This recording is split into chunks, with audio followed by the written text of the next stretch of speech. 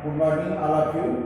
तो बच्चों आज जो है हम तुम लोगों को मैंने साबुन के बारे में बताया कि साबुन सोप, चाहे वो कपड़ा धोने वाला साबुन हो या नहाने वाला साबुन हो, तो ये कैसे बनाया जाता है, किसे कहते हैं साबुन, तो उसके बारे में तुम लोगों को बताया जाएगा। तो पहले हम ये जानेंगे कि साबुन क्या होते हैं।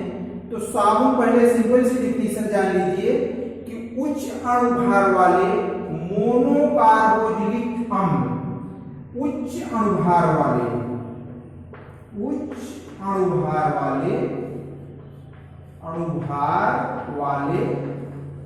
मोनोकार्बोक्सिलिक अम्लों, मोनोकार्बोक्सिलिक एसिड्स या अम्लों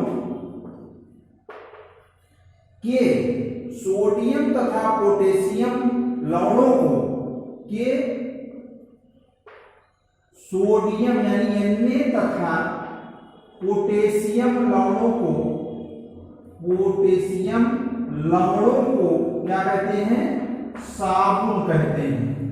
यानी उच्च अणुभार वाले मोनोकार्बोक्सिलिक अम्लों के सोडियम तथा पोटेशियम लवणों को क्या कहते हैं, साबुन कहते हैं। या लवणों को साबुन कहते हैं। अब तुम लोगों के दिमाग में होगा उच्च अणुभार वाले, जैसे तुम लोग चूंकि कार्बोक्सिलिक एसिड यानी उच्च अणुभार वाले जैसे C17 जैसे उसमें आते हैं, C17H35, C17H31, C15H31, C17, तो जिसमें है एस्टेरिक एसिड, पामेटिक एसिड और ओलिक एसिड। तो एस्टेरिक एसिड, पामेटिक एसिड और ओलिक एसिड तो तुम लोगों को पता है, देखिए ये जैसे है ये फैटी एसिड होते हैं, उच्च बसीय या इसको कहते हैं H35, उसके बाद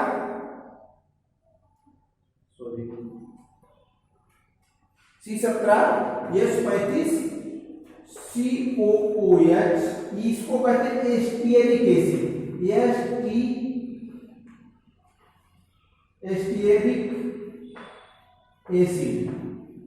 इसको कहते हैं एस्टियरिक एसिड C17H35 COOH और C15H31 COOH और है C17H33 COOH। देखिए ये पामेटिक एसिड है, पामेटिक एसिड,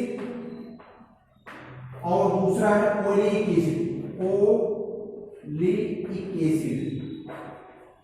ये क्या है, उच्च बसा अम्ल है, उच्च अणुभार वाले बसा अम्ल, मोनोकार्बोनिक एसिड या फैटी एसिड, इसको कहेंगे उच्च अणुभार वाले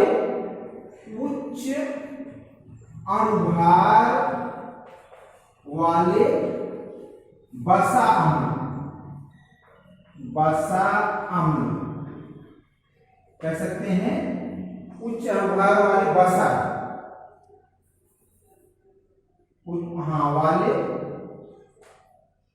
उच्च अणुभार वाले बसा अम्ल फैटी एसिड को कहते हैं। या वनस्पति तेल, जैसे भी वसा तुम लोग जानते हो कि जो तैलीय पदार्थ होते हैं उसमें वसा की मात्रा ज्यादा पाई जाती है। तो इसमें जो है ये तुम लोग अगर जान गए, कभी कभी 2 नंबर में आता है कि साबुन या साबुनीकरण से तुम क्या समझते हो। तो साबुन जो है उच्च अणुभार वाले सोडियम तथा पोटेशियम के लवणों को क्या कहते हैं, साबुन कहते हैं। और इस प्रोसेस को, इस साबुन बनाने की प्रक्रिया को क्या कहते हैं, सैपोनिफिकेशन या साबुनीकरण कहते हैं। तो पहले एक जनरल सी एक तुम लोगों को बता रहे हैं, ये तो एसिड है और इनके कैसे सोडियम और पोटेशियम के लवण बनते हैं ये बता रहे हैं तुम लोगों को कैसे बनते हैं। इसमें जैसे मान लो इसका एक स्ट्रक्चर कैसे फार्मूला इसे तुम लोगों को बता दे हैं कि जैसे इसमें है रिएक्शन CH2, उसके बाद COO, CH2 COO R, उसके बाद CH COO R, फिर CH2 COO R। अब जो है इसमें सोडियम हाइड्रोक्साइड या पोटेशियम हाइड्रोक्साइड ने बताया, सोडियम तथा पोटेशियम दोनों को साबुन कहते हैं। तो यहाँ देखिए इसको है NaOH, यहाँ भी हम कर दे रहे हैं NaOH और NaOH। इसका मतलब तीन जो है सोडियम हाइड्रोक्साइड के अणु होते हैं। अब क्या होता है, अब इसमें जो है इसमें देखिए ये देखिए यहां से एक अणु बन जाता है, इसके बाद यहां से एक बन गया और फिर यहां से ये बन गया, ये बन गया।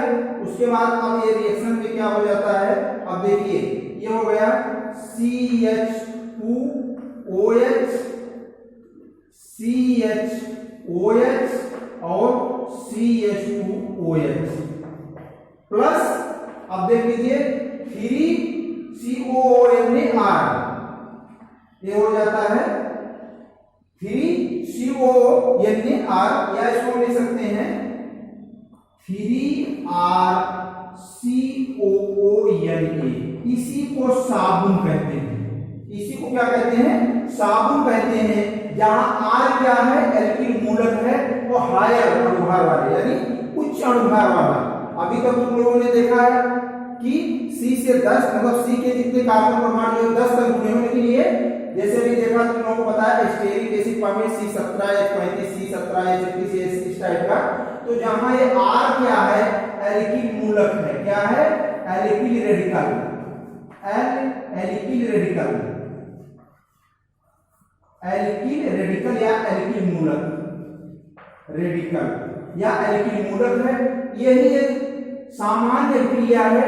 ये ग्लिसरॉल है जिसको हम ग्लिसरीन कहते हैं, फेस वगैरह लगाते हैं, वैसे जो है इसका अगर आईपीसी पद्धति में करेंगे इसका भी नाम जानते रहिए, क्योंकि देखिए अल्कोहल है, इसका आईपीसी पद्धति नाम होता है 1,2,3 ट्राईआल, ट्राईआल इसका आईपीसी पद्धति में नाम है, ये जानते रहिए। इसको हम कहते हैं ग्लिसरीन या ग्लिसरॉल, ग्लिसरीन या ग्लिसरॉल, सीराल जानते रहिए। ग्लिसरीन जो फेस वॉश फेस में लगाई जाती है, ये ग्लिसरॉल, यही सामान इसका बनाने की तरीका है, बनाने का क्रिया जो है, और इसी प्रोसेस को क्या कहते हैं, हम साबुनीकरण कहते हैं। ये तो जनरल है, जैसे तुम लोगों को उसमें बताया था कि जनरल फार्मूला क्या होता है, स्ट्रक्चरल फार्मूला सामान्य सूत्र क्या होता है, साबुन बनाने की ये जनरल क्रिया है, सामान्य क्रिया है। अब इसी में जो है चाहे स्टेरिक एसिड, चाहे पामेटिक एसिड, चाहे ओलिक एसिड, कई उससे क्या करते हैं, उससे रिएक्शन करवा लेते हैं। ये लिखने का तरीका है। अब जो है यहाँ प्लस लगा दीजिए, यानी तीन जो है एसिड के, तीन हाइड्रोक्साइड के जो है आपस में मिलकर बनाते हैं, ग्लिसरॉल बनता है और साबुन बनता है। अब रिएक्शन क्या होती है, उसको रिएक्शन बताना है तुम लोगों को, कैसे होती है रिएक्शन। ये जो है अब जैसे भी बताया हमने कि C देखिए CH2 COO, उसके बाद हो जाता है C17H35, फिर यहां है CH COO C17H35